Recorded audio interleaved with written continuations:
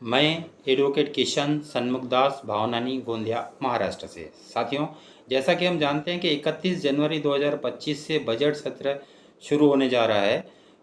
उसके लिए 30 जनवरी 2025 को एक सर्वदलीय मीटिंग भी बुलाई गई है जिसमें बजट पर चर्चा होगी। हम देखते हैं कि हर व्यक्ति यह सोचता है कि बजट में क्या आएगा, कैसा होगा, अपने ढंग से स्टडी करता है।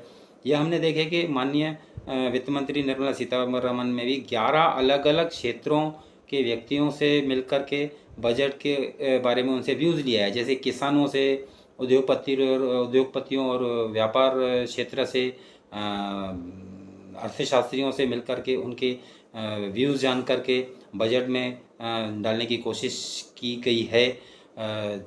माननीय प्रधानमंत्री ने भी अर्थशास्त्रियों से मुलाकात कर उनके व्यूज़ जाने।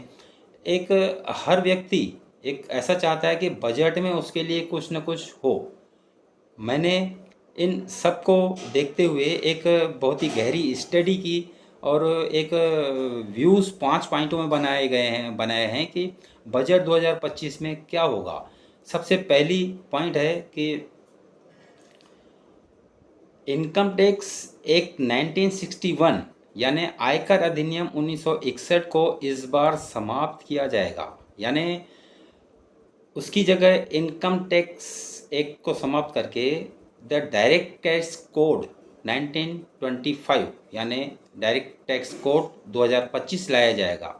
यह एक जो कोड है एक सरल और एक सुगमता से बनाया गया हुआ एक कानून है। यह तो बहुत पहले से लाया जा सकता था। कांग्रेस के ज़माने में भी इसकी तैयारी की गई थी, 2014 में इसकी तैयारी की गई थी, फिर 2017 में लाया जा रहा था तो उसकी जगह जीएसटी लाया गया। लेकिन अब ये पूरी तरह से मेरा मानना है कि 2025 के बजट में लाया जाएगा।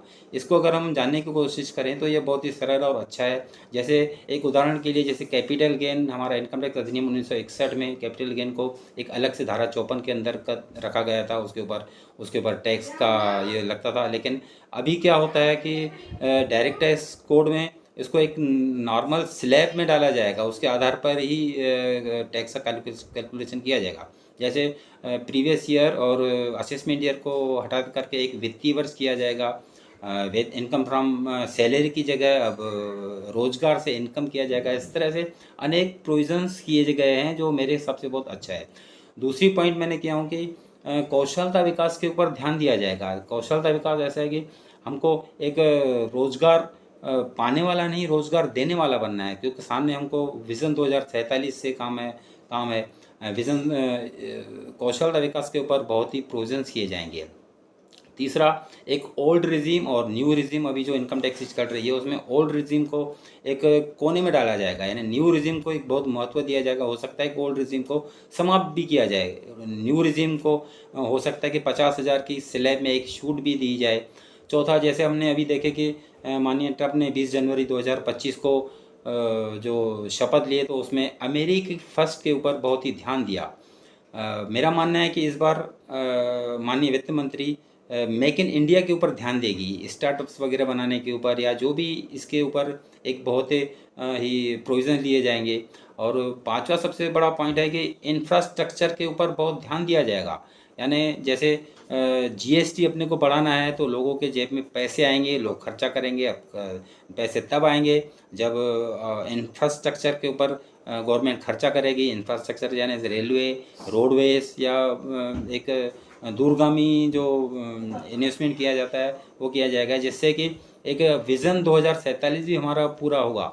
कुल मिला के इस बार का जो बजट है वो दूरगामी परिणामों वाला बजट है। बाकी हमें सब 1 फरवरी 2025 को ही पता चल जाएगा कि बजट में क्या होगा। आपका बहुत बहुत शुक्रिया सर जी।